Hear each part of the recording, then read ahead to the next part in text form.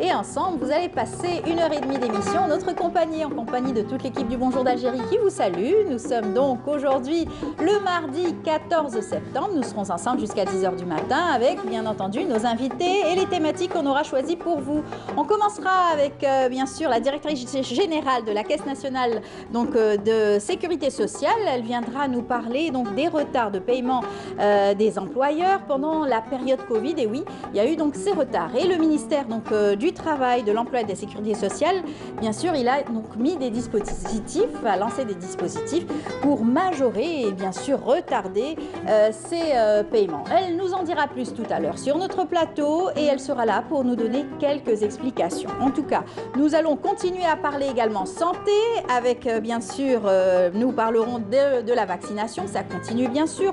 Et donc on invite tous ceux qui n'ont pas encore été vaccinés à se faire vacciner. Bien entendu, il y a plus d'endroits et plus de structures qui accueillent les personnes qui souhaiteraient donc se faire vacciner. Aujourd'hui, gros plan sur les officines, les pharmacies qui aujourd'hui accueillent bon nombre de personnes qui souhaiteraient se faire vacciner. Donc c'est la proximité encore plus donc dans les communes. Nous en parlerons avec la responsable donc des officines. Et puis on continuera avec donc l'actualité et on parlera aussi des élections prochaines, les élections locales. Pour ce faire, nous aurons un avocat sur notre plateau. Nous continuerons sur notre lancée pour parler donc des dossiers de candidature, les engagements des futurs élus. Tout ceci va être débattu dans notre émission. Et puis on aura le plaisir aussi de parler actualité culturelle avec cette rencontre aussi Jill Silima. C'est donc une première rencontre des critiques cinéma. Ça commence bien sûr et aujourd'hui il y a une journée spéciale, une thématique spéciale autour des critiques cinéma. Nous allons recevoir pour ce faire Wahiba Ghanem qui sera notre invitée pour nous en parler en détail. Nous aurons aussi le plaisir de rester dans la littérature avec bien entendu une actualité autour donc de l'œuvre de Mohamed Dib. On aura par Skype Catherine Dib qui sera avec nous pour nous parler de toute son actualité, les différents colloques qui ont eu lieu et qui auront lieu bientôt prochainement entre le 25 et le 27. Tout ceci aussi, nous allons le suivre à travers notre émission et à travers aussi l'appel Skype tout à l'heure avec Catherine Dib. Voilà, c'est tout le programme qu'on a choisi pour vous. J'espère que vous allez passer un très bon moment en notre compagnie. Bien sûr, vous le savez, cette émission est sponsorisée par Coral Peinture tout au long de l'émission. Vous allez le retrouver. Et puis on va retrouver Amel Laribé, va nous annoncer des températures assez chaudes aujourd'hui. Préparez-vous surtout pour le centre et elle nous en dira plus. C'est elle qui fait la météo.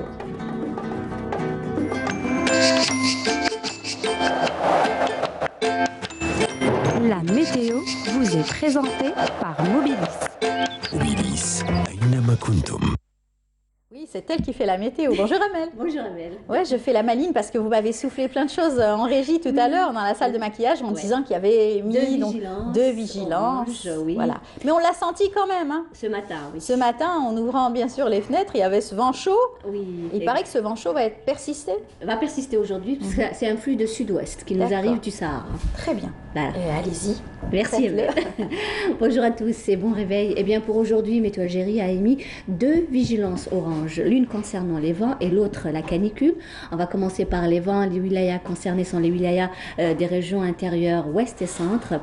Tout d'abord, on aura Naamal, Beyot, Sidi Bel Abbas, Saïda, Tiaret, Tissemsilt, Ain Defla, Médéa, Blida, Larouat et Djelfa, où les vents souffleront entre 60 et 70 km/h et parfois même les 90 km/h qui sont parfois accompagnés de sable et ces sables peuvent remonter près des côtes centre durant cet après-midi.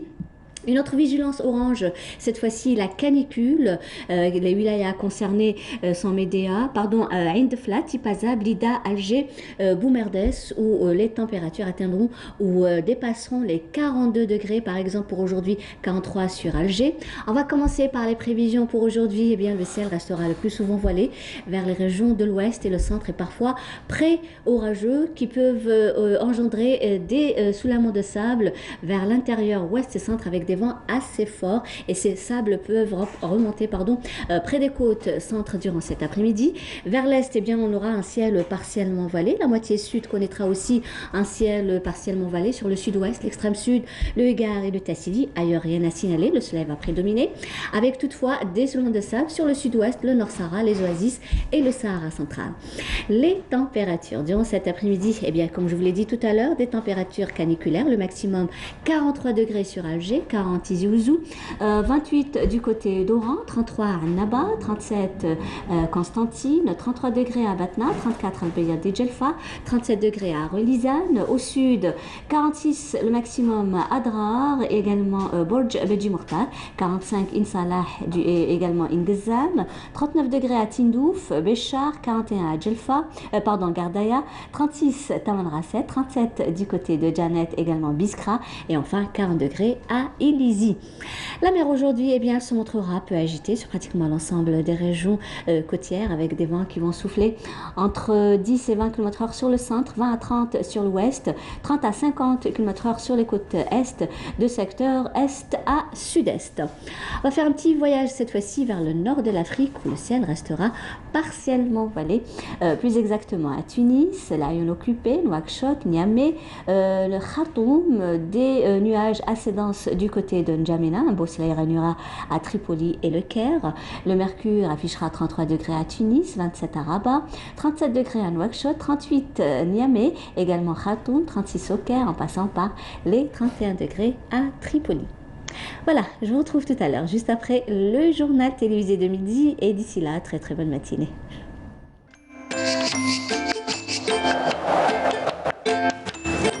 La météo vous est présentée par Mobilis. Mobilis, أينما كنتم. Alors, vous avez de bons yeux, ça va, Ça va. 10 sur 10, vous voyez bien encore. Sinon, vous avez dit, donc ça va persister quand même toute la journée, et demain aujourd'hui, ce matin jusqu'à 21h. Donc, C'est prudence. juste aujourd'hui. Hein. Donc, il faudra bien s'hydrater, Exactement. éviter Et de même sortir pour les vents de personnes sable, âgées. soyez très très prudents parce que la visibilité elle sera un peu D'accord.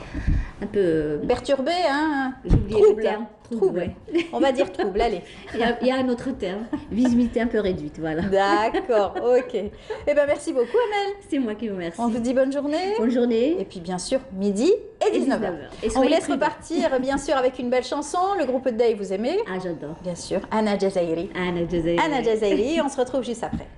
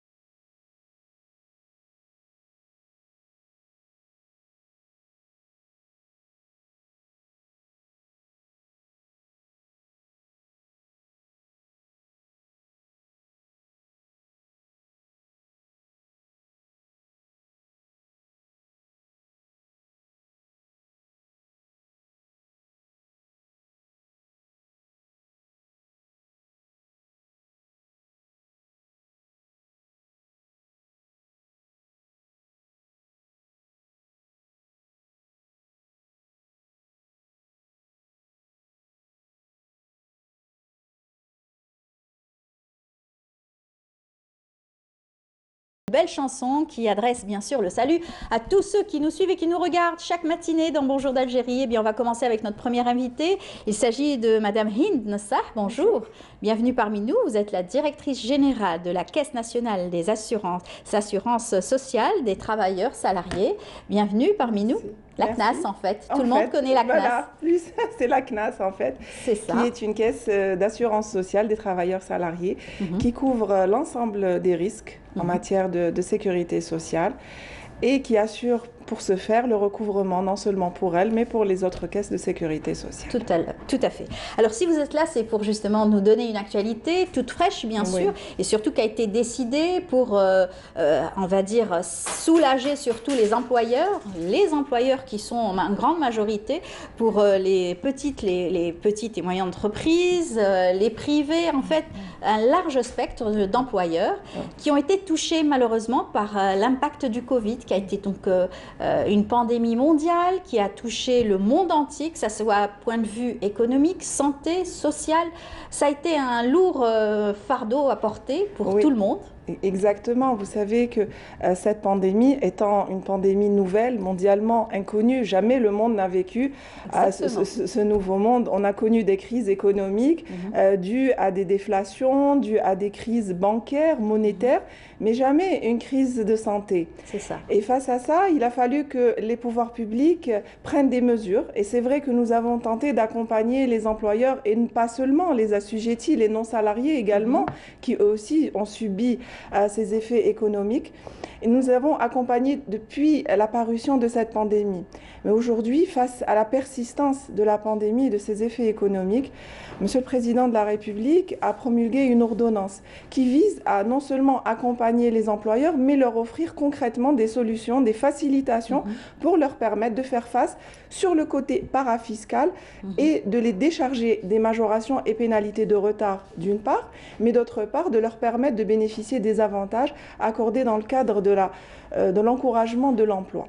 Donc, c'est-à-dire que cette ordonnance-là, elle est plus large parce qu'elle ne touche pas seulement les employeurs, mais elle touche aussi les non-salariés. Il y a à peu près 760 000 entités économiques qui sont concernées. Ce sont des employeurs ou des non-salariés, comme vous l'avez dit, c'est des PME, c'est des TPE, c'est des artisans aussi. Oui. C'est cet avantage que cette ordonnance touche un large spectre, effectivement. Donc, elle permet à ces personnes-là, qu'elles soient morales ou physiques, de bénéficier d'une exonération des majorations de retard, ce qui va leur permettre d'avoir une meilleure trésorerie, de faire face à certaines difficultés. Et de continuer surtout à payer ses employés. Surtout parce qu'il est important de signaler que ce sont les cotisations principales qui ouvrent droit aux prestations de sécurité sociale. Ce sont les cotisations qui garantissent la pérennité d'un système, un système qui est basé sur une solidarité intergénérationnelle où les uns cotisent pour les autres. Mais quand on est face tous au même risque, donc l'État a agi pour mettre des facilitations en place et permettre à ces personnes-là de dépasser cette difficulté. Surtout, l'urgence, c'était donc de préserver absolument les emplois. Exactement. Parce que beaucoup ont vécu des situations difficiles, beaucoup d'emplois se sont vus arrêtés du jour au lendemain, stoppés. Il fallait quand même continuer à payer les gens et payer les salariés qui devaient aussi assurer les ménages, leur famille, et pouvoir subvenir aux besoins de leur famille quotidiennement. Voilà, c'est ce qu'on comprend, c'est que la difficulté finalement ne concerne pas l'employeur ou l'assujetti lui tout seul, parce qu'il est au milieu d'un environnement et cet environnement a tout à fait été impacté. C'est ça. Quel que soit, ce n'est pas l'entreprise, parce que l'entreprise, elle est dans une chaîne, elle est dans un environnement. Et la sécurité sociale vient ici, non pas dans une mesure de répression, mais au contraire, elle les accompagne. Elle leur permet de se soulager, de payer des cotisations à leur rythme, parce qu'ils les payent sur échéancier de paiement, ils bénéficient d'une exonération, on leur rétablit des avantages d'abattement sur les taux de cotisation, et ça va préserver, nous l'espérons, l'emploi. Voilà. J'avais posé la question, j'avais dit, ça touche l'ensemble des employés, les employeurs plutôt, on m'a dit oui, l'ensemble. Donc ça peut aller d'une grande entreprise qui a suffisamment de financement, d'entrants et tout, mais ça touche aussi les petites entreprises, les privés, les petits commerçants, un artisan, tout le monde. Exactement, ça touche un artisan, ça peut toucher dès lors que le spectre concerné sont les employeurs, les non-salariés, les employeurs assujettis à la CACOBAT qui couvrent le risque de chômage et intempéries. Donc vous voyez que le spectre est assez large. Donc, ça vous dit que ça concerne près de 800 000 entités, quelles qu'elles soient, et de ce fait, des millions de salariés. Oui, parce que justement, il y avait des petites entreprises qui venaient tout juste d'émerger, et c'est dommage, des petites entreprises porteurs de projets aussi, c'est des jeunes en majorité qui commencent à faire face à ce monde économique et malheureusement ont été vraiment stoppés, freinés par cet impact donc, de la pandémie. Voilà, exactement. Et donc là, aujourd'hui, ils vont peut-être revivre grâce à cela. On l'espère. De toute façon, la volonté des pouvoirs publics est claire. Elle se matérialise maintenant par cette ordonnance, mais je vous assure que des mesures d'accompagnement sont édictées et que nous préservons toujours l'emploi. Ça devient pour nous une priorité. Nous préservons et nous encourageons l'emploi parce que, comme je vous disais, la sécurité sociale est un maillon, nous sommes dans une chaîne et c'est très très important que les employeurs et les assujettis puissent compter sur nous dans les moments difficiles, puisque nous sommes une caisse d'assurance. C'est ça. Voilà. Et vous l'avez bien dit, c'est intergénérationnel. Exactement. On doit cotiser nous-mêmes pour pouvoir assurer aussi la retraite de nos aînés. Exactement. Et vice-versa, ça continuera bien entendu. Voilà. Alors, vous avez aussi beaucoup communiqué autour de cela. Exactement. Donc, vous avez fait donc, des spots, vous passez un petit peu partout, dans les chaînes de radio, télé, les journaux, vous avez communiqué. Vous avez ramené un spot d'ailleurs, explicatif. On va le voir tout de suite, vous allez nous l'expliquer ensuite.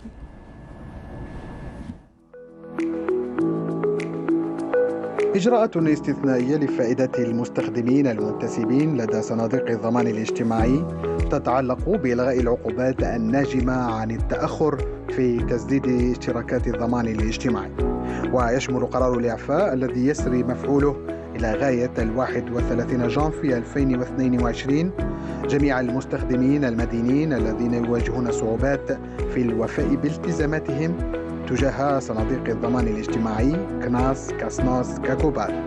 الإعفاء الكلي من زيادات وغرامات التأخير عند دفع آخر قسط مستحق، مع إمكانية الاستفادة من جدولة تسديد الاشتراكات الرئيسية. المستفيدون المعنيون بالإجراء المستخدمين المدينين، الأشخاص غير الأجراء الذين يمارسون نشاطا لحسابهم الخاص. شروط الاستفادة من التدابير الاستثنائية وجدولة المستحقات: يتعين على المستخدم المدين دفع الاشتراكات السارية، تقديم طلب جدولة الاشتراكات السابقة قبل 31 جانفي 2022. تدابير تشجيعية للترقية ودعم التشغيل: يستفيد المستخدمون المدينون لدى الصندوق الوطني للتأمينات الاجتماعية للعمال الأجراء كناس من تخفيض حصة المستخدم في اشتراكات الضمان الاجتماعي. يمكن للمستخدمين تسديد اشتراكاتهم عن بعد بكل سهولة وأمان باستعمال المنصات الرقمية الخاصة بهيئات الضمان الاجتماعي عبر الروابط التالية: teledeclaration.cnas.dz، damancom.casnos.dz، تصريحاتكم.dz.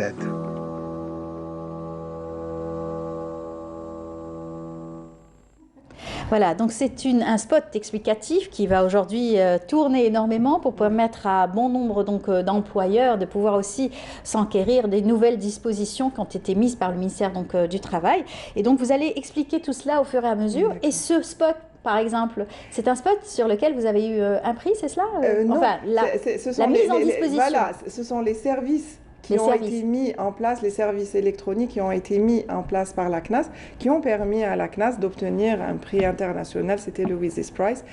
Et ça entre carrément dans la politique de modernisation du secteur, parce que nous sommes précurseurs et nous avons mis l'ensemble des services, comme vous avez vu, l'ensemble des caisses de sécurité sociale, tous les services sont en ligne. Il y a beaucoup de facilitation, beaucoup de mesures de facilitation pour les employeurs, pour les assurés. Il y a des portails de services. La majorité de tous nos services sont déjà en ligne, sont disponibles. D'accord. Et donc, ça nous permet de mieux comprendre aussi. On peut aller chercher des renseignements sur la caisse. Donc, non seulement on peut chercher des renseignements, mais sur les comptes des employeurs et des assujettis, ils peuvent procéder aux déclarations à distance. Ils peuvent procéder au paiement à distance, donc il n'y a plus ces difficultés. Ils peuvent obtenir l'ensemble des documents nécessaires à distance, c'est en ligne. Les assurés sociaux aussi peuvent voir leurs dépenses, peuvent obtenir les attestations d'affiliation en ligne, ils peuvent connaître le tas d'avancement de leur dossier. C'est-à-dire qu'on rapproche le service public, c'est vraiment rapprocher des assurés sociaux et des assujettis, que ce soit CNAS ou CASNOS. Voilà, c'est en fait le mode de paiement et le mode opérationnel en ce moment, qui est en vigueur partout dans le monde, pour éviter donc le contact, pour éviter la foule, et qui permet aussi un gain de temps énorme. Un gain de temps et c'est un coût, parce que le fait que nous ne déplaçons pas nos assurés sociaux ou nos assujettis, c'est un gain de temps. On peut aller donc, justement sur vos sites pour mieux comprendre un petit peu nos cotisations, les cotisations qui sont de 9% pour les employeurs, pour les travailleurs, les employés, voilà. et 26% pour c'est la quote par employeur. Très bien. Donc par rapport à ça, donc c'est l'employeur qui a la responsabilité de payer l'ensemble de la cotisation pour ses travailleurs. En ce qui concerne la CASNOS, c'est l'assujetti lui-même qui paye pour lui parce qu'il n'est concerné que lui-même. Et pour la CACOBAT, c'est toujours l'employeur qui paye cette cotisation. Voilà. Donc l'avantage aussi de cette ordonnance, et c'est un point important, au-delà de l'exonération qui est offerte une fois que vous payez les cotisations, c'est que pour répondre à un besoin qui était réel, l'ordonnance a permis aux employeurs qui ont rencontré des difficultés, notamment durant le Covid, et qui ont perdu les avantages d'abattement, de bénéficier encore une fois de ces abattements-là, une fois qu'ils s'acquittent de la période. C'est ça. Tout à fait. Alors ceux qui en ont beaucoup pâti, donc ils en ont vraiment souffert, c'est ceux donc, du secteur du tourisme, la restauration aussi, qui ont été obligés de fermer, le bâtiment, tout à fait. Ce sont des secteurs qui ont été vraiment touchés très vite. Voilà, très vite, parce que dès qu'il y a eu fermeture de ces principales activités, voilà, et donc ils ont subi de plein fouet. Et donc, il y a eu déjà, comme je vous disais, en 2020, des mesures d'accompagnement où déjà on avait reporté le paiement des cotisations, où la CACOBAT avait fait un effort considérable et elle avait avancé le paiement des congés payés pour soutenir ses employeurs et les décharger de leurs charges. Et la CASNOS aussi avait dérogé et avait décalé les dates de paiement de cotisation. On est venu aujourd'hui compléter avec cette ordonnance-là parce que le besoin était là et il a répondu à une réalité, à une difficulté réelle que les assujettis ont ressentie. Donc c'est les décharger de ces majorations parce que c'est une situation, comme je vous disais, mondialement qu'on ne connaissait pas. On ne connaît pas jusqu'à quand elle va durer. Donc c'est à nous, ça nous a forcé peut-être à nous adapter et elle nous a forcé à innover. Travailler, innover. Trouver des solutions. Voilà, l'avantage. Exactement. L'avantage qu'on avait, c'est que sur le volet modernisation, le secteur avait déjà anticipé. Donc quelque part, on s'est auto-évalué. Quelque part, on s'est forcé à mettre plus de services en ligne, à répondre à un besoin, parce que les caisses de sécurité sociale ne se sont jamais arrêtées et elles sont toujours restées derrière. Parce qu'il faut mettre c'est-à-dire quelque chose qui est important, c'est qu'en ce qui concerne la CNAS principalement, c'est que même si l'employeur ne s'acquitte pas des cotisations de sécurité sociale, le travailleur est protégé. Le travailleur perçoit ses prestations parce qu'il y a toujours ce cadre solidaire intergénérationnel et on est garant de ça. Donc c'était important, c'est une grande aventure pour nous. Aujourd'hui, ce sont des mesures où nous prouvons que nous sommes à l'écoute des employeurs et des assujettis, c'est ça. Et que ce qui compte, c'est la relance économique. Ce qui compte, c'est que tous on contribue pour permettre le maintien des emplois, la création de nouveaux emplois. Et décharger les employeurs de charges supplémentaires. Voilà. Malgré ça, il y a certains secteurs qui en ont vraiment souffert et il y a même certains employeurs donc, qui ont été obligés contraints de libérer certains emplois et surtout en fait, réagir rapidement pour pouvoir sauver l'entreprise. Ça aussi, c'est difficile. Ce sont des décisions très difficiles à prendre aussi quelquefois. Alors, vous allez continuer à communiquer, bien sûr, informer les employeurs et surtout, ça commence à entrer, ça commence à être donc bien perçu par les employeurs. Oui, exactement, parce que c'est finalement, on a répondu à une attente. Et donc, dès la première semaine où on a promulgué, déjà, nous avons des chiffres satisfaisants parce que les employeurs ont vu l'effort, on en bénéficiait, et puis il y en a qui avaient besoin de mise à jour pour pouvoir soumissionner, et c'est ça qu'il faut comprendre, que l'objectif, c'est de permettre cette relance, parce qu'en les libérant des majorations de retard, ils peuvent soumissionner, ils peuvent relancer l'activité. Pour l'instant, c'est le début, mais on a eu beaucoup de demandes.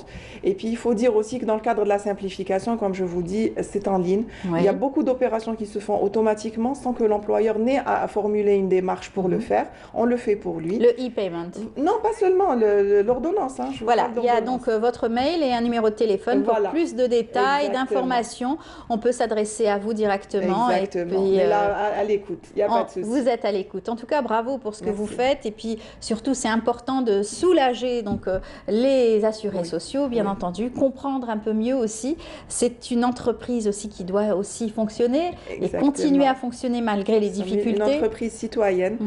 Nous sommes convaincus que la qualité de service que nous rendons est un apport. Nous sommes un membre de la famille des assurés sociaux. Nous sommes convaincus de ça et nous œuvrons, je vous assure, continuellement pour améliorer la qualité de service. Inch'Allah. En tout cas, bonne chance. Merci. Bon courage à vous. Merci. Et puis, bien entendu, vous serez là pour nous en parler à chaque fois quand on aura l'occasion de débattre autour d'une thématique concernant les assurés sociaux. Avec plaisir. Voilà. Je vous remercie. On rappelle que, bien sûr, c'est toujours efficace jusqu'au 31 janvier 2022. Oui. Donc, les employeurs vont devoir s'acquitter, bien sûr, de ce paiement. Voilà. Merci beaucoup. Je rappelle, merci. Madame Hind Nessah, vous êtes donc directrice générale de la Caisse nationale des assurés sociales, des travailleurs salariés. Merci beaucoup. Merci à vous. À très bientôt. Voilà, on continue notre émission. Je vous invite à suivre ce spot explicatif aussi qui prépare les élections locales. Regardez, on se retrouve juste après. تبعا لإمضاء المرسوم الرئاسي المحدد لتاريخ استدعاء الهيئة الناخبة ليوم 27 نوفمبر 2021 لانتخابات أعضاء المجالس الشعبية البلدية والولائية، تنهي السلطة الوطنية المستقلة للانتخابات إلى علم المواطنات والمواطنين أن فترة المراجعة الاستثنائية للقوائم الانتخابية ستفتتح من يوم 5 سبتمبر 2021 إلى غاية يوم 15 سبتمبر 2021. لهذا الغرض على المواطنات والمواطنين غير المسجلين في القوائم الانتخابية لا سيما البالغين 18 سنة كاملة يوم الاقتراع أي يوم 27 نوفمبر 2021 تسجيل أنفسهم على مستوى اللجنة البلدية لمراجعة القوائم الانتخابية ببلدية إقامتهم والتي تعمل تحت إشراف السلطة الوطنية المستقلة للانتخابات. أما بالنسبة للناخبات والناخبين الذين غيروا مقر إقامتهم فعليهم أن يتقربوا من اللجنة البلدية لمراجعة القوائم الانتخابية مقر الإقامة الجديدة من أجل إعادة تسجيلهم، ويجب أن يرفق طلب التسجيل بوثيقة تثبت هوية المعني وأخرى تثبت إقامته.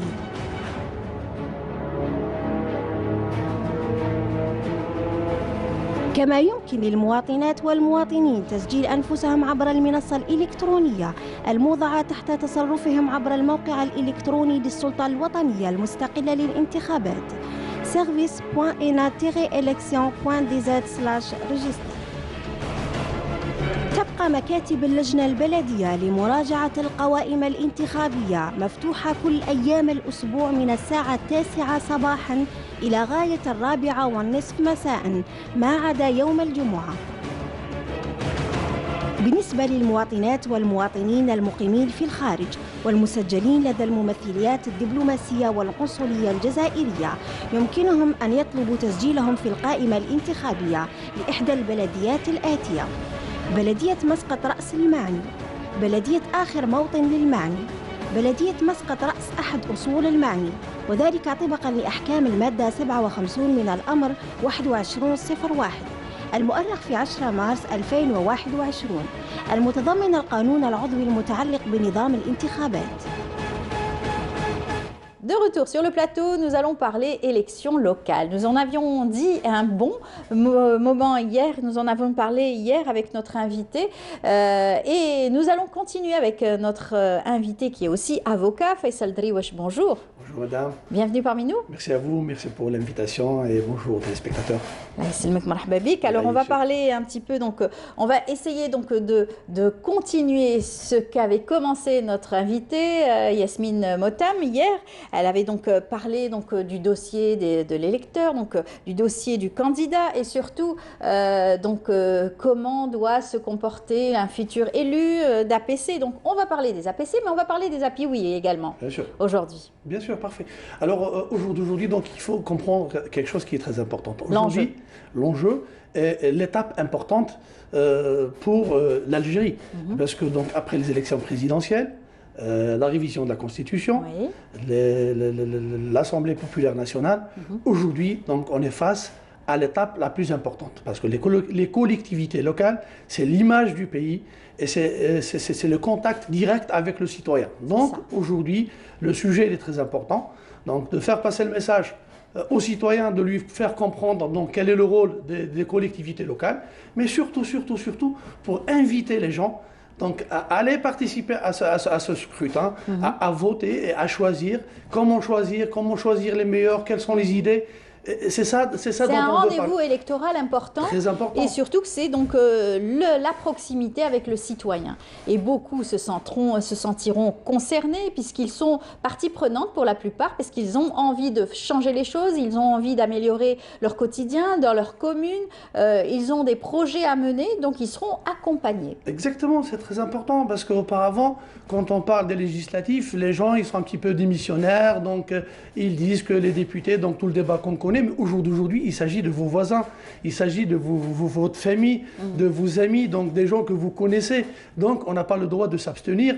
On a, bien au contraire, on a l'obligation donc de choisir et de bien choisir et d'aller voter. C'est très important. Donc, ce taux d'abstention, on peut le comprendre. Sur les présidentielles, c'est la politique. Sur les législatives, donc c'est un volet autre. Mais sur les communales, on n'a pas le droit parce que ça se répercute directement sur nous.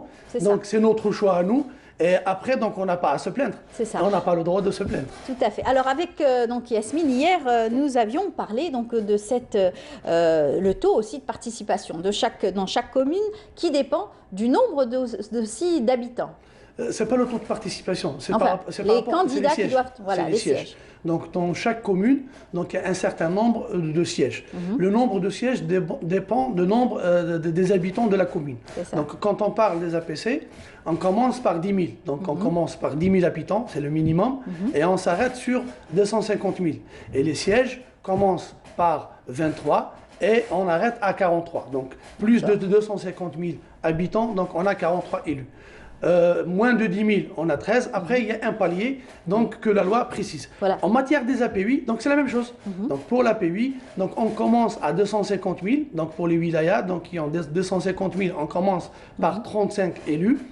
Et on termine avec 1 250 000, plus de 1 250 000, on a 55 élus. Donc il y a toujours le palier au milieu. Donc c'est donc de manière où il y a un certain nombre pour représenter un certain nombre. Voilà. Et bien sûr, ce sont des gens du quartier, des gens de la commune qui vont devoir donc céder leur place et surtout arrêter leur emploi pour pouvoir se consacrer entièrement à l'APC, aux citoyens. C'est exactement ça. Aujourd'hui, donc on le dit et on le redit. Aujourd'hui, comme on le dit en arabe, donc aujourd'hui, celui qui veut se présenter, c'est pour travailler, pour apporter le plus, n'est pas pour avoir un titre ou pour avoir quelque chose pour lui. Donc c'est pour ça aujourd'hui, donc on demande aux citoyens, on demande aux Algériens de bien choisir. Parce que donc les gens de vos quartiers, les gens de votre commune, c'est vous qui le connaissez. On ne peut pas toujours plaindre l'État. C'est vrai qu'on est dans la télévision publique et on parle des élections, mais donc il y a une liberté d'expression, donc il y a une liberté dans le choix, et on n'est pas là pour faire la promotion donc, des élections. Non, du tout, on est là pour encourager le citoyen à bien choisir et à utiliser son droit. Je dirais plus, c'est son devoir. Quand on parle des élections locales, donc c'est un devoir. Parce que vous savez comment on fait la différence entre le droit et le devoir. La différence est que le droit, donc c'est mon droit, je peux l'utiliser comme ne pas l'utiliser. Mon devoir, quand je ne l'utilise pas, je suis sanctionné. Et la sanction dans ce sens, c'est qu'aujourd'hui, moi, étant citoyen, si je ne vote pas, ou si je fais le mauvais choix, c'est mes enfants qui sont sanctionnés. C'est les jeunes qui ont moins de 18 ans, qui n'ont pas le droit de voter et dont je suis responsable. C'est comment le dire, ce qu'on voit comme médiocrité donc, à ce niveau-là, donc par le mauvais choix, ou par l'abstention qui permet aux mauvais de passer. Donc voilà, l'équation, elle est toute simple. Et le choix est très important. Alors, en qui avoir confiance, bien sûr, les candidats qui vont devoir donc se présenter vont avoir aussi à séduire avec un programme très intéressant, alléchant aussi pour la commune, pour surtout les citoyens donc de la commune. Exactement. Donc tout d'abord, donc il faut avoir un programme, et il faut avoir de l'idée, et il faut avoir de la compétence et de l'expérience. Aujourd'hui, donc, on invite aussi donc, les compétents et les gens qui ont des compétences, les gens qui s'abstiennent, les gens qui se cachent, les gens qui aujourd'hui se disent, donc, qui sont démissionnaires, aujourd'hui, donc, c'est un message, c'est un appel qu'on le passe. Aujourd'hui, c'est à vous de prendre les rênes. Ne restez pas chez vous à vous plaindre, ne restez pas à écrire sur les réseaux sociaux. Il y a énormément de jeunes aujourd'hui qui sont très engagés socialement, qui sont très engagés dans différents secteurs, que ce soit dans le secteur de la culture, dans le secteur donc, du bâti, etc. Il y a donc des jeunes qu'on aimerait aussi, auxquels saluer. Ce sont des jeunes donc, de Boussaada, Msila Boussaada. Ils sont dans le bénévolat, ils sont aussi dans le patrimoine. Alors, ils sont très engagés pour ces élections locales. Et donc, on va les voir à travers ce reportage de Raouf Hammouch. On se retrouve juste après. Nous sommes à Boussaada, plus exactement dans les citadelles des Vieux-Rsor, dont l'âge et l'histoire remontent souvent à bien des siècles. Sur place, nous avons rencontré des jeunes, membres d'une association dont le but est de réhabiliter ce vieux bâti, rénover leur vieille cité et pourquoi pas leur avenir. Ces jeunes veulent s'inscrire dans une nouvelle perspective et une nouvelle dynamique, notamment à la veille des prochaines élections locales. Nous sommes un groupe de bénévoles qui avons choisi de promouvoir le secteur culturel et touristique de la ville de Boussaada. Notre travail consiste à rénover et restaurer le vieux bâti. Cette opération de rénovation et de restauration s'inscrit dans le cadre du changement. À l'instar de toutes les villes du territoire national, ici à Boussaada, nous sommes prêts à participer massivement aux prochaines élections locales pour une Algérie nouvelle. Pour Chemsou, bénévole de cette association, les élections locales sont d'une importance capitale pour la jeunesse algérienne. En tant que jeune, je lance un appel à tous mes concitoyens pour aller voter massivement le 27 novembre prochain. Le rendez-vous est donc pris. Pour beaucoup d'Algériens, les élections locales du 27 novembre prochain seront un autre tournant pour l'édification de cette Algérie nouvelle.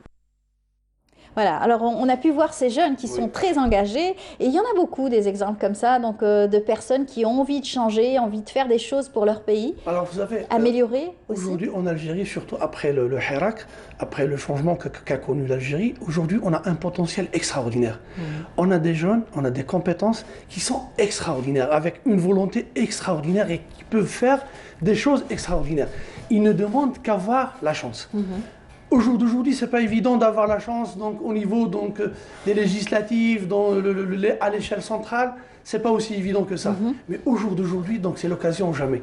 Aujourd'hui, quand on voit des jeunes comme ça, qui sont émancipés, qui veulent le changement, qui veulent travailler, donc c'est aux citoyens de la commune, c'est aux gens qui les connaissent, à les aider pour ça, à les mettre là où il faut et leur donner leur chance pour qu'ils puissent apporter le changement. Et il faut qu'ils se sentent impliqués surtout. Quand on leur donne l'occasion d'être impliqués, ils ont l'occasion donc de le montrer. Exactement. Il y a autre chose, même si demain ces jeunes-là ne passent pas. C'est une possibilité parce que dans la politique, les élections, il y a toujours des enjeux. Mais au jour d'aujourd'hui, même ceux qui vont passer, ils doivent impliquer ces jeunes-là d'une manière ou d'une autre. On est là pour parler des élections et parler du code de la commune. Aujourd'hui, dans le code de la commune, donc dans les articles du 11 au 14, on parle de l'implication du citoyen dans la gestion de la commune et des affaires de la commune. Il est partie prenante, il doit rouspéter quand il y a quelque chose qui ne va pas. Il peut aussi voir le président d'APC. Il y a aujourd'hui des journées ouvertes qui leur permettent donc de pouvoir aussi dire ce qui va, ce qui ne va pas. Aussi. Exactement, mais il y a aussi que le président d'APC et l'APC en elle-même, elle a la possibilité et l'obligation d'impliquer les citoyens, de demander des avis, de les faire travailler. Donc, je vois des choses, si je peux parler d'un petit exemple que j'ai vu à l'étranger, dans une petite commune. Donc, ils préparent, chaque année, ils préparent ce qu'on appelle les plans d'urgence. Donc, dans un plan d'urgence, c'est une simulation. Mais c'est une simulation qui fait un bien terrible. Ça veut dire aujourd'hui, moi, dans ma commune, je vais faire combien que j'ai, par exemple, de médecins dans ma commune, combien que j'ai de pompiers, combien que j'ai de bénévoles, donc j'appelle les gens qui veulent être bénévoles dans tel domaine, qui a une machine qui fait ceci, qui a un engin qui fait cela, Et c'est tout un travail. Et c'est tout le monde qui est là, qui participe et qui expose ses idées. Et quelque part, donc, on s'autofinance, on s'auto-entraide. Et quand on fait la simulation, demain, il y a des inondations, donc il y a un tremblement de terre, va être chaque. Oui, bien sûr, mais c'est des éventualités, il faut les évoquer, c'est très important. Donc, chacun, il connaît son rôle. Demain, on va dire, donc demain, si quelque chose se passe, tout le monde connaît ce qu'il va faire, où est-ce qu'il va, comment qu'il... Donc, déjà, on a le plan. C'est ce qu'on appelle la gestion des risques majeurs au niveau des APC. Exact. Là, c'est un point très important parce qu'il existe, il y a donc des personnes formées pour ça, mais la décision doit être prise justement au moment opportun, bien sûr. D'accord, la décision, je suis entièrement d'accord par rapport à la décision, mais je parle de ces travaux qui se font donc déjà avant qu'il n'y ait absolument rien. En amont. L'objectif, ou bien la beauté de la chose, c'est que déjà, on sera prêt donc, dans le cas où on aurait quelque chose, mais le plus beau, c'est que on a donc un esprit communautaire. Donc on se connaît entre nous. Aujourd'hui, est-ce qu'il y a des APC qui font ça? Allez donc dans une APC, demandez combien que vous avez de médecins, donc il ne sait pas. Combien que vous avez d'avocats, il ne le sait pas. Est-ce que vous avez appelé vos avocats de la commune, vous les avez invités pour un café, vous avez demandé leur avis par rapport à ceci, cela? Ils ne le font pas. Alors aujourd'hui, c'est ça les idées. Ça doit changer au niveau des APC aujourd'hui? C'est les esprits qui doivent changer. Aujourd'hui, on a des textes. On a des textes qui sont assez riches. Aujourd'hui, donc, moi, en tant qu'avocat, j'ai eu beaucoup d'affaires pour les APC, pour les gens, donc, par rapport à la gestion. C'est vrai que les gens, ils sont réticents, ils ont peur de l'argent, la gestion de l'argent, par rapport à la conjoncture. Mais il y a des choses qu'on peut faire, on peut trouver des solutions sans toucher à l'argent. C'est vrai. On a des citoyens, l'Algérien, il a toujours prouvé sa bravoure et sa grandeur. Je donnerai un petit exemple qu'on a vu. Le dernier, bien sûr, les feux de forêt. Les feux de forêt. Et aussi, donc, pour la troisième vague du Covid, on voyait des petites jeunes filles avec leur tirelire à porter pour acheter des concentrés. L'image, elle est très forte. Elle est saisissante, c'est vrai. Exactement. Donc, regardez ce que peut faire ce peuple, ces gens. Alors, donnez-leur la chance, impliquez-les et essayez de faire revivre cette confiance. C'est vrai que le peuple algérien est exemplaire dans ce domaine-là, de la solidarité, de l'entraide et de la réactivité surtout. On peut se faire vivre entre nous, donc on se plaint, l'État aujourd'hui, on est face à une crise et la crise, elle va venir encore, le temps il est difficile. Et vous me disiez tout à l'heure, je vous disais, chaque APC dépend aussi de ses financements. Et bien sûr, il y a des communes riches, il y a des communes moins riches. Vous m'avez dit, ça n'a rien à voir, chaque commune peut aussi s'autofinancer. Exactement. Moi, aujourd'hui, je suis PAPC dans mon APC, donc dans ma commune. Je connais un petit peu les gens, ceux qui ont les moyens, ceux qui ont ceci, ceux qui ont cela. Si les gens, ils ont vraiment confiance, c'est eux qui vont faire la chose, parce qu'au niveau de la commune, il suffit d'avoir des initiatives. Exactement. Et il faut encourager les gens et il faut aussi mettre en valeur le travail des gens. C'est très important. Ça, c'est quelque chose. Si je peux citer un exemple aussi, si vous permettez. Vous me l'avez raconté. Pas celui-là. C'est un autre. Alors, moi, donc, quand j'ai passé mon service national dans l'armée, à l'époque, donc j'étais à Taman Rasset. À l'époque, on avait un secrétaire général, un grand monsieur. Alors, on était toute une équipe. Et j'ai commencé le travail. Le monsieur, qu'est-ce qu'il faisait? Donc, le secrétaire général, à chaque fois que chacun de nous fait un travail, un bon travail, qu'est-ce qu'il fait? Il rassemble tout le monde et il vous remercie devant tout le monde. Il valorise. Exactement. Aujourd'hui, il nous dit, aujourd'hui, je n'ai pas à vous donner de l'argent, à vous donner autre chose, mais aujourd'hui, je dis à tout le monde que vous avez un travail, fait un travail extraordinaire. Et alors, à un moment donné, qu'est-ce qui se passe? On se battait qui sortait le dernier du bureau. On restait jusqu'à 10 h du soir. Donc c'est la même chose à ce niveau-là. L'idée, elle est là. Encouragez les gens, mettez en valeur ce qu'ils peuvent faire, ce qu'ils peuvent apporter, et vous allez voir le résultat. D'accord. Alors, ce sont des exemples, en fait, du bon comportement du président d'APC, par exemple, qui pourrait être un leader pour tous ces élus, bien sûr, et donner un exemple et surtout travailler pour sa commune. Et ça a été un exemple. Peut-être qu'il devrait y avoir des prix pour chaque commune bien gérée. C'est ce qui a été fait pourtant dans certains villages, le prix du plus beau village en Kabylie, par exemple. Mais exactement. C'est un peu dans ce sens. On peut aller dans le petit volet, donc au niveau des villes, au niveau des quartiers déjà. Oui, il y avait eu justement le prix du quartier, le plus beau quartier. Le meilleur quartier, donc le plus beau quartier, donc le quartier qui innove, qui apporte, qui fait, qui ceci, qui cela. Après, donc on peut aller sur le niveau communal, donc une compétition entre les communes, et on va au-delà de ça au niveau des wilayas. même une compétition entre les wilayas, meilleurs wilayas, mettre en valeur les gens qui font que. C'est comme ça. Donc l'humain, il est fait comme ça, parce qu'à la fin, on parle d'un système, mais ce système-là, il est fait par des humains. Exactement. Et c'est le facteur humain qui prime et c'est lui qui fait la différence. Tout à fait. On parlerait aussi de la parité homme-femme. Donc, pour justement les présidents d'APC, on voit peu de femmes à la tête d'une APC. Oui, malheureusement, donc, on est une société masculine. Et au niveau donc local, c'est un petit peu délicat. C'est la responsabilité. Endosser la responsabilité. C'est la responsabilité. Donc, une femme, généralement, la femme reste une femme. Même la femme la plus émancipée, c'est pas évident. Donc, il y a certaines tâches. Donc, aller dans les quartiers diminués, aller dans les quartiers donc un petit peu machin, avec l'état d'esprit des gens. Il y a beaucoup de contraintes par rapport à ça. Mais ça n'empêche pas. Ça n'empêche pas qu'il existe, bien sûr. Il existe des femmes et on aimerait bien voir des femmes. Volontaires très courageuses qui travaillent pour leur commune, bien sûr. Exactement. Mais par contre, aujourd'hui, donc on a vu donc une petite réforme donc par rapport au code électoral. C'est que donc il y avait l'obligation d'avoir donc 50% de femmes dans chaque liste. D'accord. Et vu la spécificité de certaines communes, vu que ça peut présenter un obstacle par rapport à certaines listes dans certains endroits où la femme elle ne peut pas être candidate d'une certaine manière ou donc d'un certain nombre, donc on a réformé donc le texte et on a autorisé donc la haute instance donc pour donner des dérogations où donc il y a des listes où donc ils peuvent pas avoir donc 50% de femmes pour pouvoir se présenter et pour ne pas priver ces personnes donc, de se présenter. Donc des cas exceptionnels. Exceptionnels, exactement. Mais ça reste que la femme, aujourd'hui la femme, elle a fait ses preuves. Donc on n'a pas besoin de faire ses éloges. Je suis face à une femme qui fait un travail extraordinaire. Chaque jour, vous êtes là avec ce beau sourire, avec ce beau message. C'est extraordinaire. Et partout. Donc aujourd'hui, la femme, elle a sa place dans notre société et la femme, donc elle a fait ses preuves. Et on doit l'encourager et on doit encourager sa présence parce que parfois on a vu que les femmes, ils sont 10 000 fois, mais je ne sais pas 10 fois, meilleures et efficaces que les hommes. Efficaces, exactement. Et on les salue, hein, toutes ces femmes qui travaillent et qui sont toujours là dans différents secteurs qui représentent bien sûr fièrement, qu'elles représentent fièrement. Alors, on va parler aussi donc des différents secteurs qu'on retrouve au niveau des APC, que ce soit le secteur bien sûr du bâti, le secteur de l'environnement, le patrimoine. Tout ceci doit être pris en charge par des spécialistes aussi.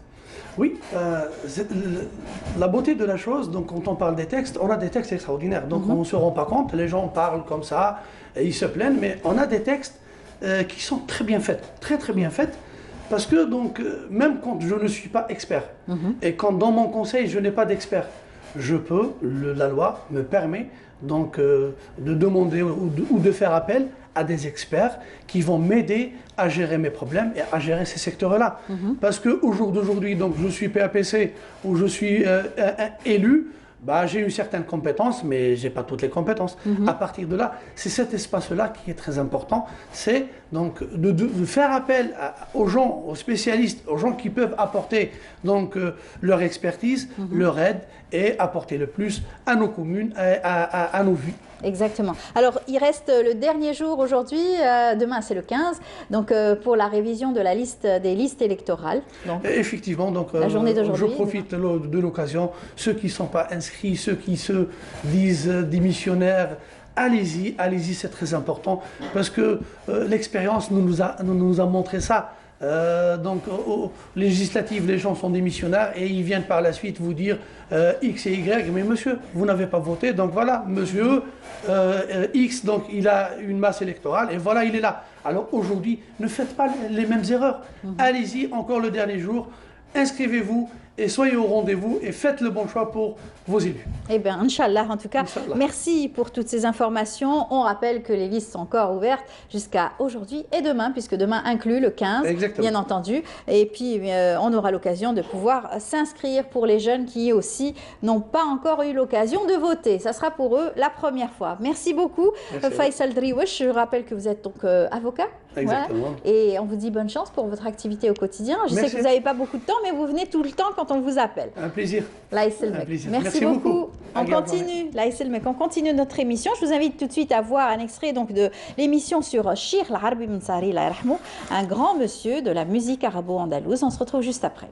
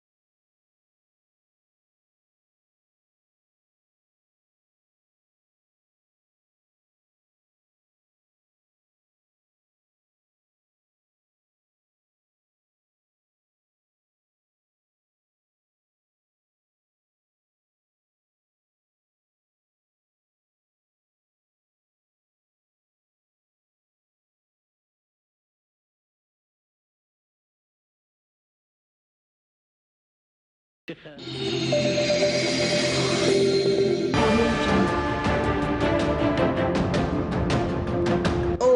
une peinture algérienne aux normes internationales. Tous vos besoins en peinture intérieure, peinture métal, préparation de support ou peinture extérieure, choisissez Coral Peinture. Coral Peinture, c'est les d'affaires.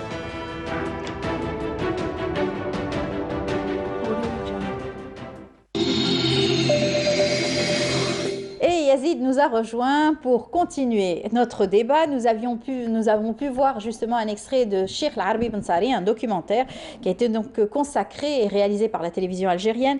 Un grand monsieur donc de la musique arabo-andalouse et qui a aussi légué énormément pour les jeunes aussi qui ont repris le flambeau dans le domaine de la musique et la préservation de notre patrimoine. Yazid, bonjour. Oui, ça va, ça se passe bien. Très bien. Oui, dans le palmarès du sourire, vous êtes la première. Il l'a dit. Hein. Il est gentil. Il l'a dit, pas moi, il l'a dit déjà. Vous relevez la chose, vous relevez la chose. Voilà. Alors, justement, avec Cheikh El Arbi Ben Sari, c'est un monsieur qu'on a toujours valorisé et surtout mis à l'honneur à travers son répertoire, surtout et à travers sa préservation de la musique arabo-andalouse dans la région de Tlemcen. Absolument, et Mohamed Dib a été l'un des défenseurs de cette musique, celui qui a aussi... Ce legs. Oui, il a pour la région. Toute la famille de Mohamed Dib était aussi un berceau de cette musique Haoufi, de cette musique andalouse. Donc voilà, donc on est toujours dans cet esprit, dans cette cité d'art et de musique.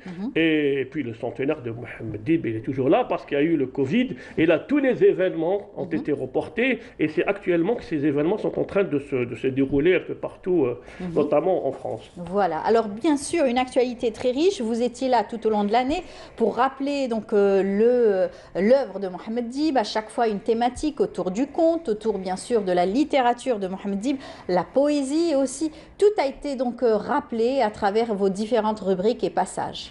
Oui, Mohamed Dib, qui est le subversif tranquille, nous a légué tout un patrimoine culturel, littéraire, et puis il y a eu tous les genres littéraires, de la poésie, du théâtre, il y a même un genre assez hybride entre théâtre et prose. Vraiment, c'est quelque chose d'extraordinaire. Et là, par exemple, il y a un événement sur le genre théâtral dans l'œuvre dibienne. Il y a aussi un autre événement, c'est entre trois personnalités littéraires, Jean Pellegrini, Jules Roy et Mohamed Dib, une amitié solaire. Donc ils ont parlé de cette amitié toute méditerranéenne. C'est par rapport à cet esprit, j'allais dire, olympien, cet esprit hellénistique, en fait, qui forge un peu les esprits de ces trois symboles de la littérature. Et à chacun sa vision surtout. Mohamed Dib, en tant qu'Algérien, il avait donc sa vision, son écriture qui avait donc séduit le monde entier aussi et qui a réussi à partager avec d'autres plumes qui venaient d'autres bords. Hein. Oui, en fait, c'est scruter un peu le sens de l'humain, le sens de la vie dans l'œuvre de ces trois symboles de la littérature universelle.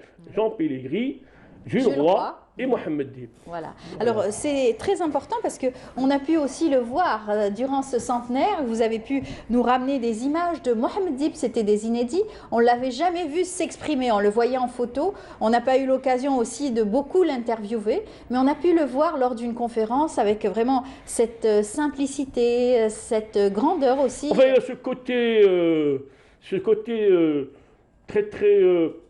j'allais dire simple, mais il y a toute une noblesse de cet héritage andalou, tlemcenien, et puis il y a cette aura de vieille France, en fait, parce qu'il a été formé dans cette école publique où il a eu quand même, il a été formé comme tous les Français de l'époque parce qu'il avait accès à l'école comme Mouloud de Pharaon, comme Kateb Yassine, comme tous les grands. Donc Mohamed Dib, ça reste une grosse pointure mondiale. Il avait comme outil la langue française, mais il s'exprimait avec bien sûr son cœur, bien sûr son vécu aussi d'Algérien. Oui, il disait que chacun de nous ramenait de la boue sous ses chaussures. Donc il rappelait un peu ce côté de la terre, cet enracinement de cette Algérie millénaire, de cette Algérie de noblesse, cette Algérie. En fait, c'est...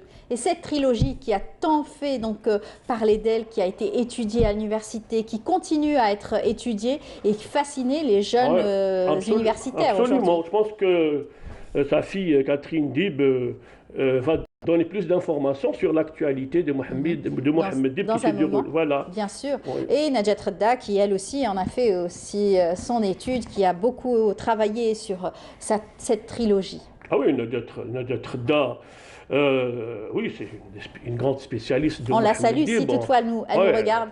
Elle a travaillé sur la trilogie Algérie, où elle a parlé de la présence des femmes, cette transmission de la mémoire de la femme, que ce soit l'aînée dans le hariq, dans l'incendie, Mennoun, et elle parle aussi de ses joutes proverbiales. Et, enfin, vraiment, il faut... D'ailleurs, un livre sur... elle a fait pas mal d'ouvrages pour un peu... pour la critique de l'œuvre dibienne, pour apporter son regard de spécialistes, de linguistes par rapport à tout le corpus littéraire de Mohamed Dib. Voilà, les critiques, bien sûr, littéraires qui sont là pour nous apporter, nous décortiquer le style, surtout rédactionnel de chaque auteur, comme le fait si bien aussi Madame Amhis, à travers les différents auteurs algériens qu'elle décortique. Donc il y a des niveaux de critique, que ce soit stylistique, que ce soit sur le plan aussi culturel, sur le plan de l'intertextualité. En fait, je pense que Catherine Dib va nous donner plus d'informations, plus d'éclairage sur les événements qui se sont déroulés en France du 10 décembre dernier. Très bien. On va prendre Catherine Dib, qui normalement est avec nous en direct par Skype et qui va nous donner toute une actualité autour de Mohamed Dib et des colloques de Mohamed Dib. Catherine Dib, bonjour. Bonjour. Vous êtes avec nous et vous nous entendez très bien, hein, tant mieux. Comment allez-vous? J'espère que vous m'entendez aussi. Oui, parfaitement. On est très heureux donc de vous avoir parmi nous ce matin dans Bonjour d'Algérie. On reviendra bien sûr sur le récent colloque qui a eu lieu ce 10 septembre autour de l'œuvre de Mohamed Dib, colloque au niveau au centre culturel Cerizy La Salle, c'est ça, sur le théâtre du genre. C'est ça, oui. D'abord, bonjour à tout le monde. Merci beaucoup de m'accueillir dans votre émission. En fait, ce colloque se préparait depuis 2 ans et malheureusement, à cause de la pandémie, il a dû être reporté. Et il s'est même adapté parce qu'on a permis aux intervenants, donc aux universitaires qui restaient éloignés, d'intervenir à distance et surtout de suivre l'ensemble du colloque, ce qui fait que les gens qui intervenaient d'Allemagne, d'Algérie, des États-Unis, etc., ont pu écouter tous les autres et surtout participer au débat, parce qu'un colloque, c'est le fait de se sentir ensemble, de partager, bon, bien sûr, de partager de nouvelles recherches et une nouvelle vision, mais surtout de parler ensemble. Il y a des liens qui se tissent, on peut discuter encore le soir, etc. Donc là, je remercie la direction de Cerizy d'avoir permis cette possibilité technique d'être tous ensemble, même si on était éloignés. Oui. Et alors, à propos du sujet de ce colloque, là je reprends un petit peu ce que disait Yazid tout à l'heure, c'est que c'était une vision sur l'ensemble de l'œuvre, disons, mais avec le projet de voir à quel point les différents genres, c'est-à-dire le théâtre, la poésie, la prose, sachant que dans la prose, il y a aussi tout le soubassement de la culture, de la langue, des mythes, on va dire, de Tlemcen et de l'Algérie qui sont à la fois arabes et berbères. Donc il y a toute cette richesse qui se mêle ou enfin qui se mêle, naturellement pas de manière désordonnée, hein, mais disons qui s'enrichit et qui fait l'œuvre de Dib, que ce soit du théâtre, de la poésie ou de la prose. C'est-à-dire les genres sont finalement peu séparés, ils s'entremêlent tout le temps. Et donc on a eu cette vision globale qui était très riche et avec des interventions de très haute qualité et qui a été voulue par les directeurs du colloque, donc qui étaient, attendez, parce que là, je reprends mon petit papier pour pas dire de bêtises. Donc c'était Nadjet Rada, Mounira Chati et Charles Bonne qui étaient les directeurs du colloque. Et alors ce qu'il y a eu aussi, c'est ça qui est intéressant, c'est que dans un colloque on a toujours les approches nouvelles aussi, donc on a abordé beaucoup d'œuvres, peut-être un peu moins la trilogie Algérie parce qu'elle a été énormément étudiée, il faut dire auparavant, mais il y a eu des exposés sur Abel par exemple, avec une jeune chercheuse allemande qui s'appelle Irène Kremer. On a eu Hervé Sanson qui a parlé d'un texte qui est encore inédit et qui lui a permis d'aborder le mythe, donc ça s'appelle La fiancée du printemps. Donc il a beaucoup exploré les mythes qui viennent de temps anciens et comment ils sont passés voilà, à travers la campagne jusqu'à la ville, etc. Donc un texte vraiment passionnant parce qu'Hervé Sanson a une connaissance extraordinaire de l'œuvre de Dib. Alors on a eu beaucoup d'intérêt pour la poésie, sachant que la prose est aussi poétique, mais en tout cas pour la poésie, pour les contes. Un chercheur, Guy Basset, a parlé des contes de Mohamed Dib de manière vraiment passionnante. Voilà, donc c'était vraiment un très beau colloque. Et alors, surtout, beaucoup de participation étrangère. Beaucoup de participation étrangère. Donc on a eu, que ce soit sur place ou à distance, on a eu des universitaires américains, allemands, algériens, français. Bon, j'espère que j'en oublie pas. Les informations sont encore accessibles sur le site de Cerisy-la-Salle. Mais beaucoup d'intérêt d'universitaires étrangers, donc réellement un colloque international. Voilà. Et beaucoup aussi la présence de jeunes chercheurs qui ont apporté leur regard et leur enthousiasme. Il y a aussi des événements qui nous attendent aussi pour... Le 25, oui. Voilà, donc il y a d'autres manifestations prévues qui avaient été repoussées à cause du Covid et maintenant qui sont programmées. C'est ça. Donc Yazid y a fait allusion dans la maison Jules Roy qui se trouve à Vézelay en Bourgogne et qui est un lieu de mémoire parce que c'est réellement la maison qui est entretenue par la mairie maintenant avec son joli jardin, etc.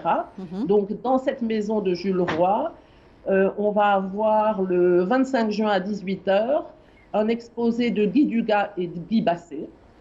Sur les amitiés. Le titre exact, c'est Mohamed Dib, Jean Pellegrini, Jules Roy et une amitié solaire.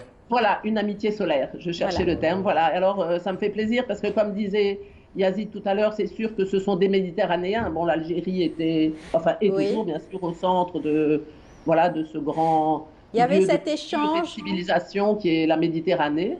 Et ça a été une réelle amitié aussi. C'était 3 personnes qui s'appréciaient sur le plan littéraire, qui échangeaient sur le plan littéraire et intellectuel, mais aussi amical. Ils étaient très très proches. Ils se considéraient comme 3 Algériens d'ailleurs. La preuve, ça a donné bien sûr ce colloque. Voilà. Eh bien, alors, une autre chose qu'on peut signaler aussi, c'est que la Bibliothèque nationale de France, bon, je le mentionne parce qu'il y a quelque chose le 27 septembre à 20h, donc une lecture par un comédien. C'est quelqu'un qui est comédien et metteur en scène, mais ici, il intervient comme comédien de la Comédie Française. Donc, il y a une séance de lecture de texte de 20h à 21h, de 8 à 9h du soir.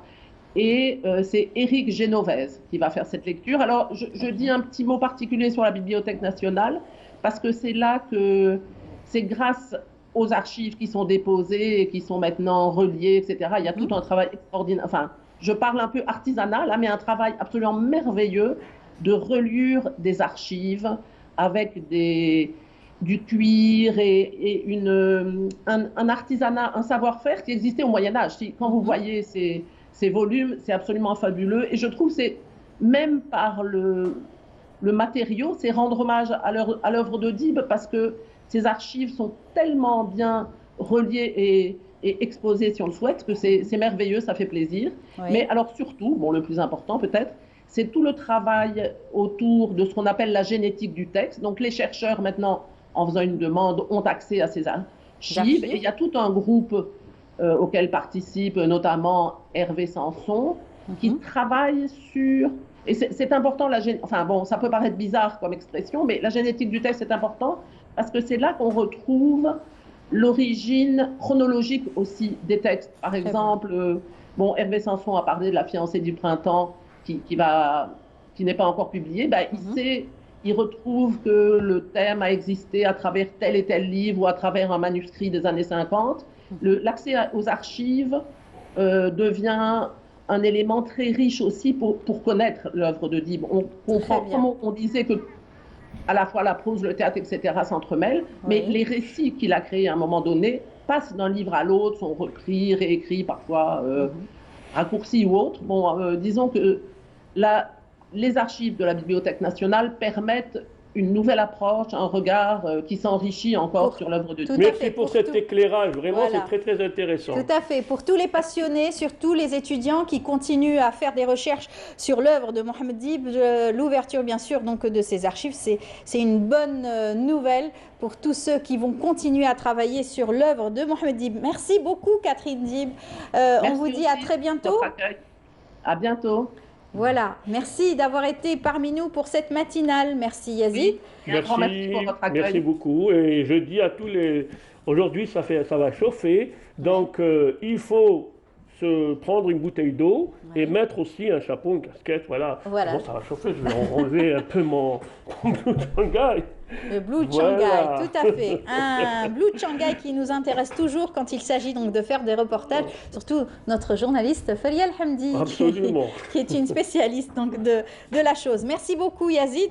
On vous dit à très bientôt. On a été donc ravis de parler donc de Mohamed Dib et surtout voir que son œuvre reste toujours universelle et très donc recherchée à travers l'international, à travers aussi des chercheurs qui s'y intéressent de par le monde. Et déshydratez-vous. Déshydratez-vous, voilà, c'est le mot d'ordre qui est dit aujourd'hui. Et on continue bien sûr notre émission. Je vous invite à suivre ce reportage signé Laïla Ben Aïcha. Elle s'est intéressée à la fermeture de certaines salles de cinéma, à la réouverture de certaines autres. Regardez, c'est un sujet très intéressant. On se retrouvera juste après pour parler cinéma justement.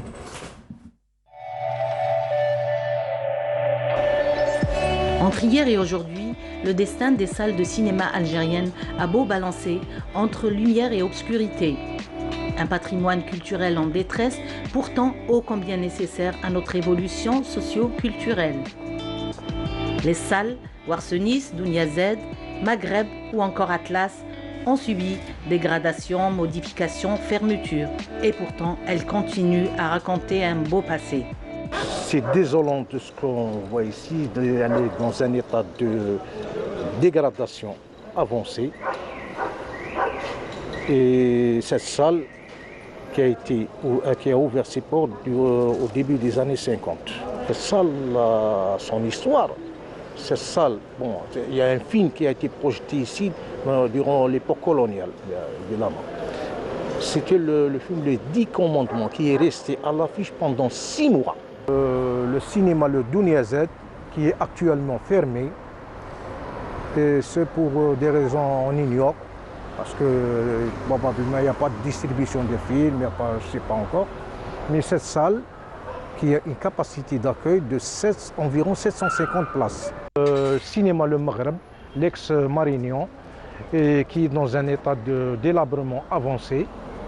Et cette salle de cinéma qui a une capacité d'accueil de 1680 places. Cette salle est classée le plus grand écran d'Alger, après celle de Mostaganem. Celle de Mostaganem, c'est le plus grand écran d'Afrique. C'était le Cinémonde. Et ça, c'est le plus grand écran d'Alger, le Marignan. Cette salle projetait des films en Panavision, c'est-à-dire les films en scope. La culture de fréquentation des salles de cinéma a suivi l'état de ces dernières. Le public s'est carrément retiré. La fréquentation des salles de cinéma sont passées par 3 difficultés. La première difficulté dans les fin des années 80, c'était justement tout ce qui concerne l'activité économique. La crise économique a étouffé les salles de cinéma. On n'importait plus les films, et ce qui a conduit à certaines salles de fermer ou de changer d'activité. Au début des années 90, la fermeture justement des entreprises cinématographiques qui faisaient de l'exploitation et la distribution comme le CAIC, le MPA et parfois même l'ANAF, ces entreprises publiques ont conduit un petit peu à la fermeture ou la cessation d'activité de certains distributeurs et exploitants de salles. Par la suite, bien sûr, il y a eu la décennie noire. La décennie noire a tué la fréquentation des salles. Heureusement pour les cinéphiles et amoureux du grand écran, il reste quelques salles sur Alger qui poursuivent leur activité. La projection du film Héliopolis a permis au public de renouer avec la tradition des salles obscures. Mais c'est le film Héliopolis qui m'a vraiment touchée. On attend sa projection depuis bien longtemps. C'est bien, c'est vaste, c'est propre, même l'hygiène de distanciation sociale, j'aime bien c'est bien organisé. Avec 3 diffusions de films par jour, la salle mythique Cinémathèque d'Alger œuvre pour reconquérir son public. Aujourd'hui, les salles obscures risquent d'être menacées. La seule chose qui peut les sauver, c'est la production locale. C'est-à-dire qu'aujourd'hui, avec le film Héliopolis, nous avons pu ramener le public dans la salle et redécouvrir le public d'avant. C'est-à-dire qu'on avait une centaine de personnes qui allaient voir un film. C'est une fréquentation qui n'existe plus depuis 4-5 ans. Aujourd'hui, grâce à Héliopolis, grâce à d'autres films, nouveautés, il faut qu'on reste à l'actualité. Il faut toujours rester dans la nouveauté et ramener du neuf. Même les films étrangers, aujourd'hui, il y a la concurrence des téléchargements pirates, etc., qui tuent un petit peu la nouveauté des films du 7e art étranger. Face à la relance des salles obscures et la culture de leur fréquentation, les difficultés persistent. La solution est la création de cinéma moderne avec les exigences de la nouvelle génération.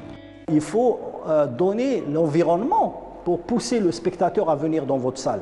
Il faut un aire de stationnement, il faut un aire de divertissement, bien sûr la salle, mais aussi pour prendre un café, pour prendre un thé. Donc c'est tout l'environnement qui a changé. Aujourd'hui, il est rare de trouver une petite salle obscure où on diffuse un film classique où tu vois 100 personnes débarquer. Ça, c'est pratiquement fini. Aujourd'hui, nous sommes dans la consommation de masse. La consommation de masse, c'est tout ce qui est neuf, mais tout ce qui va avec autour.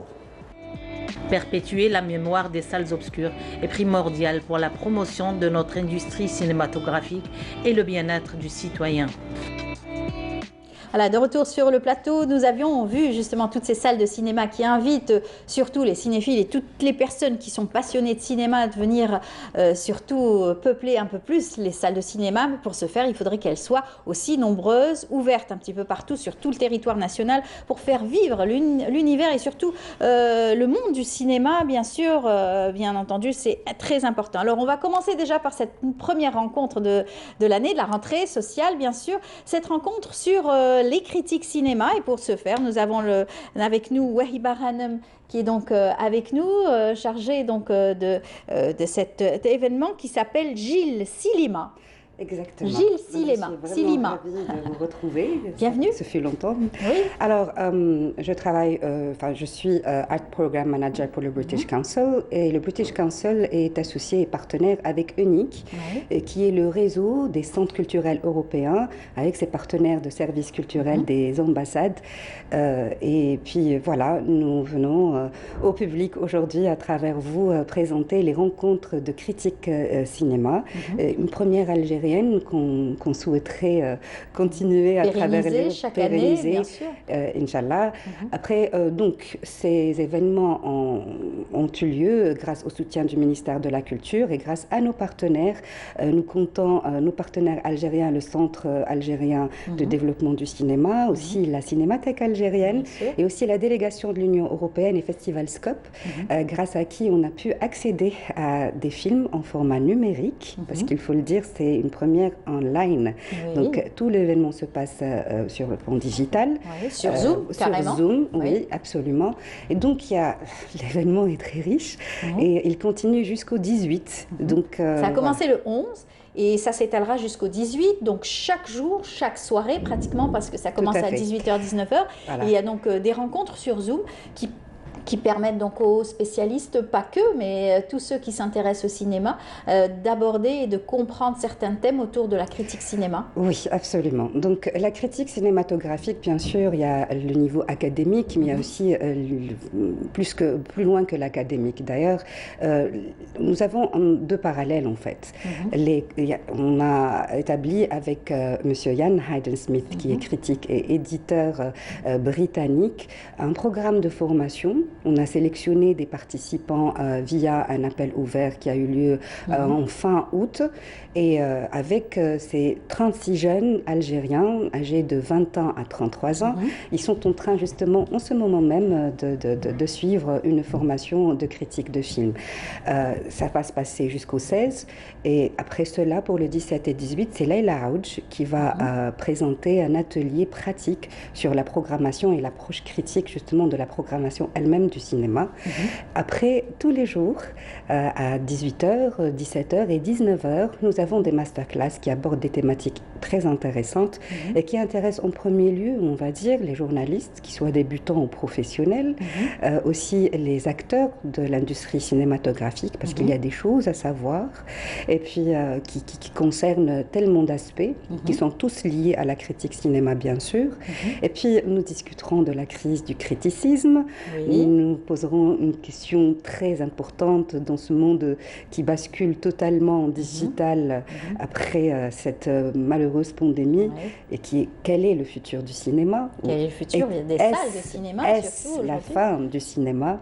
Et puis, nous avons aussi un expert danois qui s'appelle Christian Mongarde, qui va clôturer les rencontres le 18 à 17h, donc le temps d'1h30 donc, pour le masterclass, et qui abordera justement le rôle d'un critique cinéma dans la promotion de son cinéma, donc dans le cinéma local. Voilà. La grammaire, oui, allez-y. Justement, aujourd'hui, il y a une thématique aussi très intéressante. C'est la journée du mardi, donc on peut retrouver bien sûr, les thèmes, tous les thèmes de chaque journée, bien sûr, de ces journées cinéma. Cinéma, exactement, c'est purement algérien, ça nous rappelle nos grands-mères, et à ce jour, on utilise ce terme dans notre dialecte à travers tout le pays. C'est d'où le choix de cinéma, et ça fait jeune. Bien sûr, à travers cette formation, cette formation à longue durée qui concerne et les débutants et les professionnels, vous savez, le style de masterclass, ça part d'une expérience. Donc, c'est une sorte de développement de la formation elle-même et de la connaissance selon un contexte, un environnement et l'évolution des choses. Par exemple, on a Valentina Manzoni qui a déjà fait présenter un masterclass sur la grammaire cinématographique, et elle reviendra demain à 19h avec le même sujet, la grammaire cinématographique. Et puis, il y a tellement de choses à dire. J'ai peur de... On est curieux de participer, de comprendre, et surtout, il y a même une surprise pour les journalistes. Absolument, mais avant de venir à la surprise, on va la laisser pour la fin. Oui, absolument. Donc, il serait important de dire qui va participer à ces panels de discussion. Nous avons voulu avoir une participation algérienne et bien heureuse d'avancer justement les noms des panélistes de ce soir. Donc, suivez la lecture sur la crise du criticisme par Ian Hayden-Smith. Tout est traduit vers le français et vers l'arabe, même si les interlocuteurs parlent anglais, donc soyez à l'aise à ce propos.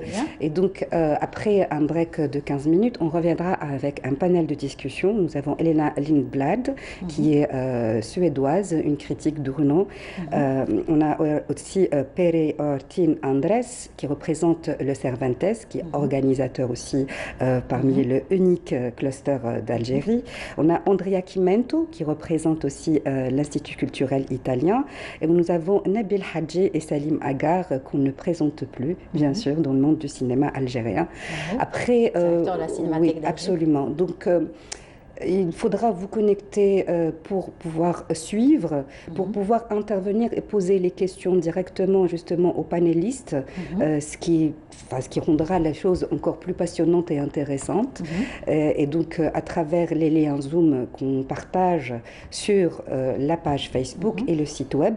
Donc, ce serait utile d'annoncer les plaies, EUNIC, _6, Algéria, uniquealgeria.com, c'est le nom du site web, et aussi Unique Algeria, tout court, pour Facebook. Et donc, tous les masterclass sont justement diffusés sur la page Facebook pour ceux qui n'arrivent pas à se connecter à Zoom. Mais en fait, on a fait en sorte de faciliter les choses, il suffit d'un clic. Il suffit d'un clic. Tout est en ligne en ce moment et ça permettra aussi à un bon nombre de personnes de pouvoir prendre part à ces rencontres, bien sûr, sur la critique cinéma. Et surtout, avec ce grand critique cinéma qui sera donc parmi tous ces invités, toutes ces personnes, qui est donc Jan Hayden-Smith, que vous avez cité tout à l'heure. C'est un grand monsieur de la critique. Oui, absolument. Il faut dire ce qu'il en est. Tous ceux qui interviennent lors de cette rencontre sont des critiques de renom qui sont estimés sur la scène internationale et qui ont un regard non seulement propre à leur cinéma, de nationalité, mais plutôt sur le cinéma d'une manière mondiale, absolument. Et c'est ça, c'est d'où l'intérêt de discuter de ce qu'il en est. C'est-à-dire que ces réflexions, cette connaissance de la situation actuelle ne peut que contribuer au développement de l'industrie du cinéma en Algérie. C'est un métier à part entière aujourd'hui. C'est un métier à part entière, mais en fait, ce qui se dit et se redit et se confirme par les experts, il ne s'agit pas seulement d'être diplômé, mais c'est surtout d'être passionné et d'avoir une volonté. Et pour être meilleur critique ou être un bon critique, il faut beaucoup d'exercice. C'est-à-dire beaucoup travailler. Beaucoup travailler, exactement. Et on espère que cette rencontre pourra justement susciter des vocations, encourager des jeunes talents. Il faut dire ce qu'il en est, Jan Hayden-Smith, ainsi que tous les participants qui représentent. On y reviendra parce qu'il y a 6 membres organisateurs de cet événement qu'on salue et qu'on remercie énormément parce qu'on a fait un effort énorme. On a un court délai, donc ça relevait très et surtout avec des conditions assez particulières de pandémie mondiale. Aujourd'hui, c'est vrai que l'industrie cinématographique en a un petit peu souffert et ça va, grâce à cela, grâce à cette visibilité sur le net, ça pourra peut-être améliorer, changer, pour continuer à travailler autour donc de l'industrie cinématographique. Alors la réalité des choses, la digitalisation du cinéma, c'est une problématique qui a commencé à se poser déjà vers les années, on va dire vers 2016, quand on a commencé à voir des grands acteurs du cinéma sur l'écran TV, le petit écran. Alors que le regard du cinéma, c'est comme si ces deux mondes ne devaient pas se croiser, que ce sont deux catégories complètement distinctes. Le monde du cinéma et le monde de la télévision. Exactement. Et d'un pays à un autre, c'est une culture propre qui est adoptée, un mode de vie, un mode de regard qui est propre à cette communauté. Donc, le regard propre d'un auditeur ou d'un spectateur italien sera forcément différent de celui d'un Anglais ou d'un Algérien. On arrive à la fin de l'émission, donc la surprise qu'on avait annoncée, c'était justement... On remercie vraiment de tout cœur Salem Brahimi, le réalisateur de Laissez-les venir, qui va s'apprêter à l'exercice de l'interview avec Jan Hayden-Smith et les participants de l'atelier que nous sommes en train d'organiser tout au long de la semaine. Et nous allons partager cette interview demain sur la page Facebook à 14h.